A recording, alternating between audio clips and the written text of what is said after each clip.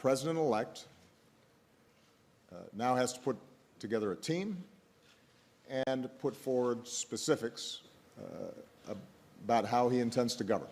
And he hasn't had a full opportunity to do that yet. And so people should take a wait-and-see approach in how much his policy proposals, once in the White House, once he is sworn in, matches up with some of the rhetoric of his campaign. My simple point is that you can't assume that the language of campaigning matches up with the specifics of governing legislation, regulations, and foreign policy. I can't be sure of anything. I think, like everyone else, we'll have to wait and see. But as I've said before, once you're in the Oval Office, once you begin interacting with world leaders, once you see the complexities of the issues, that has a way of shaping your thinking and in some cases modifying your thinking because you recognize this solemn responsibility not only to the American people but the solemn responsibility that America has as the largest, most powerful country in the world. And I can't guarantee that the president-elect won't pursue some of the positions that he's taken. But what I can guarantee is that reality will force him to adjust how he approaches many of these issues. That's just the way this office works. Obviously, my assets were significantly smaller than some other presidents or president-elects, but we made a decision to liquidate assets that might raise questions about how it would influence policy. I basically had our accountant put all our money in Treasury bills. The yields, by the way, have not been massive over the course of the last 8 years. Just because it simplified my life. I did not have to worry about the complexities of whether a decision that I made might even inadvertently benefit me. And that's consistent with the broader approach that we've taken throughout my administration, which is to not just meet the letter of the law, but to go well beyond the letter to the spirit of the law,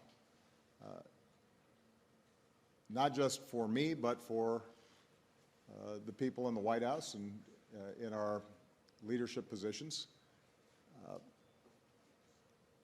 We have established a whole set of rules, norms, playbooks that just keep us far away from the line. Early on in the administration, there would be questions about could a staff person go to this conference, or what should they do about this gift that was provided? And I think it was maybe our first general counsel who was responsible for setting up our guidelines and rules inside the White House that said, if it sounds like it would be fun, then you can't do it. That's a general test. If it sounds like something you would enjoy or appreciate, no go. And as a consequence, and I'll knock on some wood here because we got 2 months left, I am extremely proud of the fact that over 8 years we have not had the kinds of scandals that have plagued other administrations. And when I met with the President-elect, I suggested to him that having a strong White House counsel that could provide clear guideposts and rules would benefit him and benefit his team because it would eliminate a lot of ambiguity. For the next 2 months, just finish my job, and then after that, to take Michelle on vacation, get some rest, spend time with my girls, and do some writing, do some thinking. So I want to be respectful of the office and give the President-elect an opportunity to put forward his platform and his arguments without somebody popping off in every instance. As an American citizen who cares deeply about our country, if there are issues that have less to do with the specifics of some legislative proposal or battle, but go to core questions about our values and our ideals, and if I think that it's necessary or helpful for me to defend those ideals, then I'll examine it when it comes. But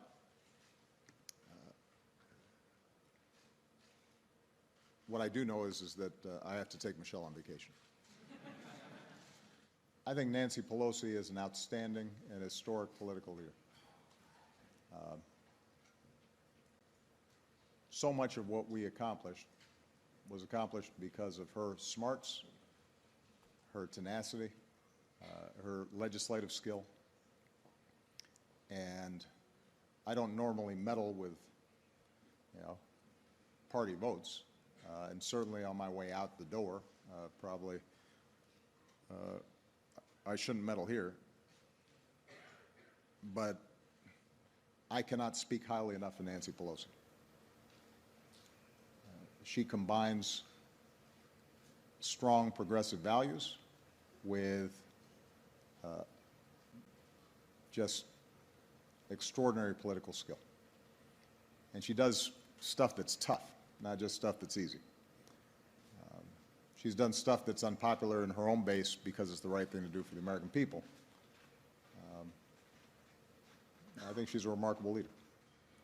With respect to Democrats and Republicans and how Democrats should deal with a new administration, I think you give them a hearing. I certainly don't want them to do what Mitch McConnell did when I was elected, meet the day of and say, our sole objective is to not cooperate with them on anything, even if the country is about to go into a depression, so that we can gain seats in the midterms and ultimately defeat them. That's not why the American people send us to Washington, to play those games. So that's not my advice to Democrats. My advice to Democrats is know what you care about and what you stand for, and fight for your principles, even if it's a hard fight. If there are areas where the new administration is doing something that's going to be good for the American people, find a way to work with them. If you think it's going to be a problem, then say so and make the argument. The touchstone is what's good for the American people. And